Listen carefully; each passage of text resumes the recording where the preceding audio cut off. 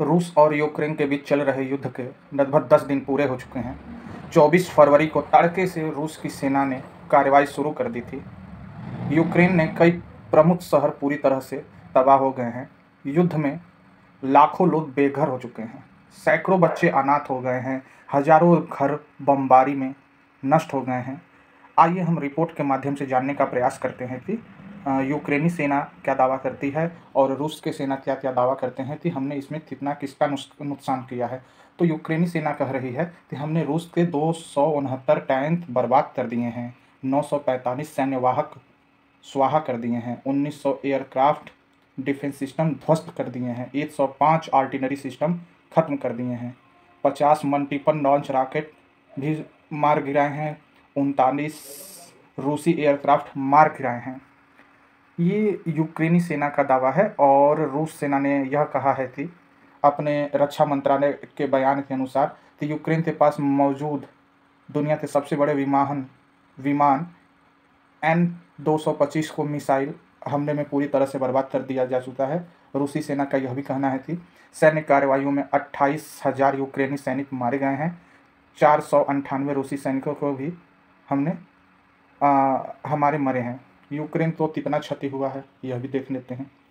245 tank और युद्ध वाहन पोत, 164 विशेष सैन्य वाहन ध्वस्त, 38 एयर डिफेंस सिस्टम ध्वस्त, 102 मोर्टार और बंदूकें काम की नहीं, 56 रडार हवाई हमले में बर्बाद, 31 एयरक्राफ्ट भी एकदम ज़मीनों में ध्वस्त कर दिए गए।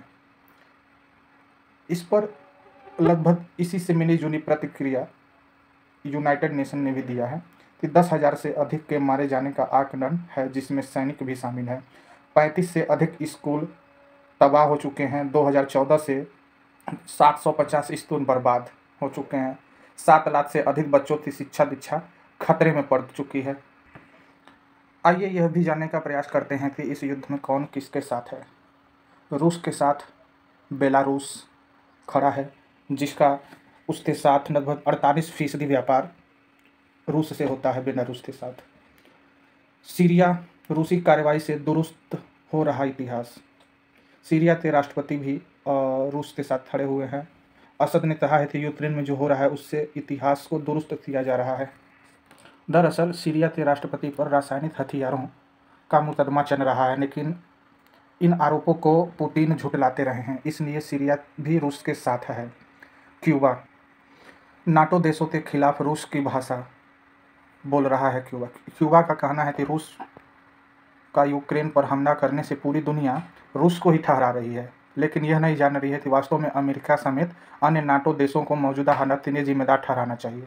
ये उसके विदेश मंत्रालय का बयान है। म्यांमार ने भी, जहां पर अभी सैन्य तख्तापलट हुआ है, वो भी रूस के इस कार्रवाई को सही ठहरा दिया है। और 2007 में रूस म्यांमार में एक परमाणु समझौते पर हस्ताक्षर भी किया था, उसने याद भी दिलाया है। वेनेजुएला लैटिन अमेरिका का एक देश है जो रूस का बहुत अहम साझेदार है। वह भी आर्थिक मदद रूस को सीधे तरीके से पहुंचाई है। इन सब के अलावा पुतिन के साथ 4 देश और खड़े हैं: उत्तर कोरिया, चीन, पाकिस्तान और सर्बिया। चीन खुलकर सामने तो नहीं आ रहा है, लेकिन रूस से उसकी दोस्ती गहरी है। और इमरान खान ने तो रूस की यात्रा भी करके अपनी मंशा जाहिर कर दी है। अब हम देखते हैं कि रूस और यूक्रेन का पूरी दुनिया को क्या संदेश है। व्लादिमीर पुतिन का यह कहना है कि जो देश रूस पर प्रतिबंध लगा रहे हैं वह इसे युद्ध की घोषणा के समान देख रहे हैं। जेलेंस्की ने नाटो के फैसले की निंदा करते हुए कहा है कि अब वह मुझे आखिरी बार देख रहे हैं, वह मुझे जो मदद चाहिए वह दिल से नहीं कर रहे हैं। यूक्रेन में तबाही के मुहाने पर विश्व धरोहर और संग्रहालय भी चपेट में आए हैं। बताया जा रहा है कि ओब्लास्ट काउंसिल भवन तबाह हो चुका है। 1942 में बना फ्रीडम स्क्वायर भी तबाह हो चुका है।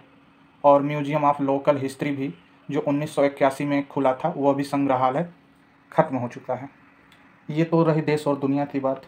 पर भारत यह दावा कर रहा है कि हमने अभी तक वहाँ पर फंसे 18 से 20 हज़ार नागरिकों में से लगभग 13,000 भारतीयों को स्वदेश